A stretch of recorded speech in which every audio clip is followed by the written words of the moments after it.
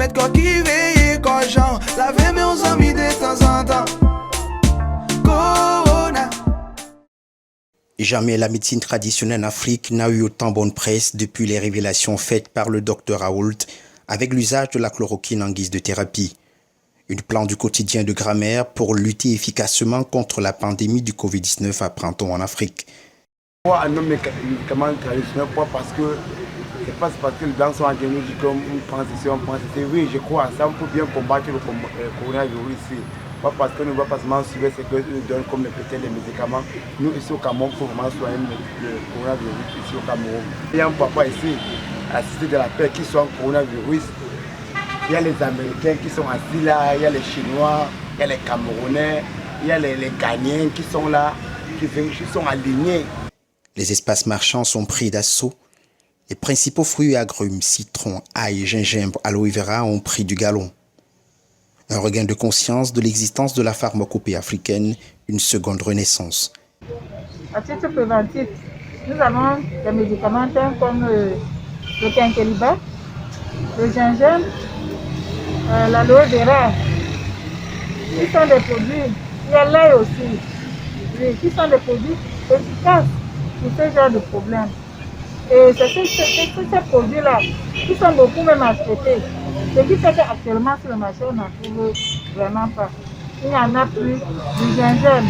Le quinquelibat est triplé de prix. L'aloe vera a grimpé à un niveau qu'on n'en trouve plus. Parce qu'on en trouve les résultats passant par là. Je pense que la médecine traditionnelle est vraiment recommandée pour le moment par rapport à cette pandémie parce que nous, on ne croit pas à nos produits. Mais je pense qu'avec cette pandémie, les Africains ont compris qu'on en a vraiment besoin. Nous sommes très riches ici en Afrique, mais on ne manque pas. Les herbes ne mentent pas, les plantes ne mentent pas. Les écorces aussi sont très bien, très efficaces contre n'importe quelle maladie. Dans les rues, l'on semble avoir la solution à portée de main car le remède qui soigne, dit-on, est toujours bon marché. On est déjà expérimenté. J'ai eu des maladies qui n'ont pas pu se traiter à l'hôpital. Mais je dis bien sûr un coup de magie. Et on dit le médicament qui soigne ne coûte pas cher. Je pense que nous avons assez d'herbes pour lesquelles nous n'avons pas besoin d'investir assez. Mais nous avons juste besoin de protéger qui peuvent réellement éradiquer plusieurs maux et plusieurs maladies. Médecine traditionnelle et moderne devraient être deux entités complémentaires parce que tout provient de la terre pour se transformer dans les industries pharmaceutiques mondiales. D'autres réflexions sous-tendent même que le débat est plutôt ailleurs. La médecine traditionnelle et la médecine moderne s'accompagnent. Si le coronavirus, on le soigne à la tradition, ça veut dire automatiquement, même dans la modernisation, on va le soigner. Si on dit le citron, par exemple, soigne le coronavirus, et bon, le citron à la base, c'est un produit traditionnel.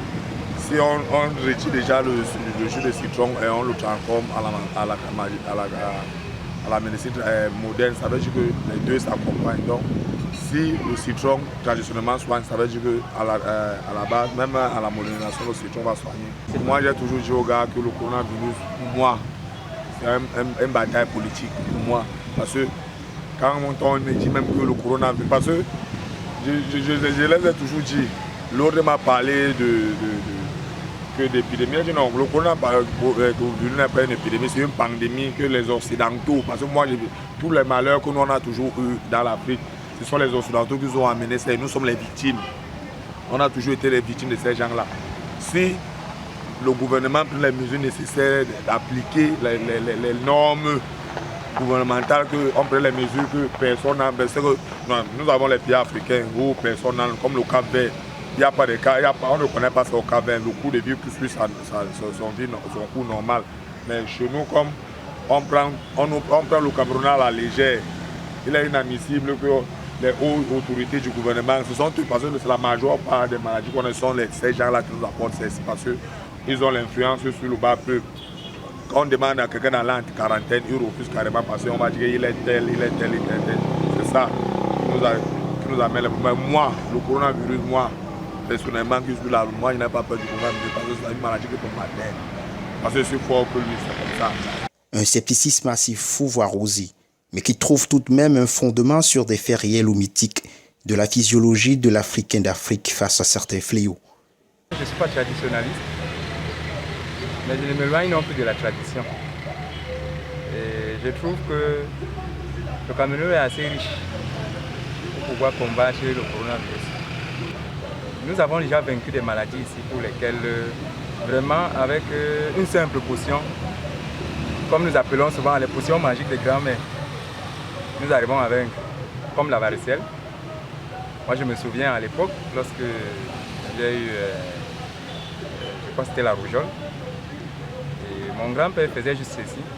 Au-delà des médicaments qu'on nous donnait, je crois que le médicament le plus efficace a été celui d'avoir pris le matango, le vin blanc, ce que nous appelons traditionnellement le matango, du matango, qui remue dans sa bouche là avec sa salive, je ne sais quoi, et il pulvérise ça sur toi là. Et le lendemain, 2 jours après, c'était fini. Plus de démangeaisons, plus de mal, plus de...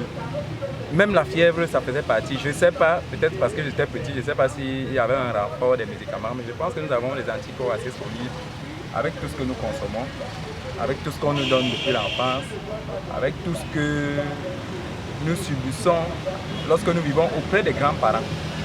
En attendant un vaccin homologué par la grande communauté scientifique, chacun à son niveau et selon ses moyens se protège comme il peut du Covid-19.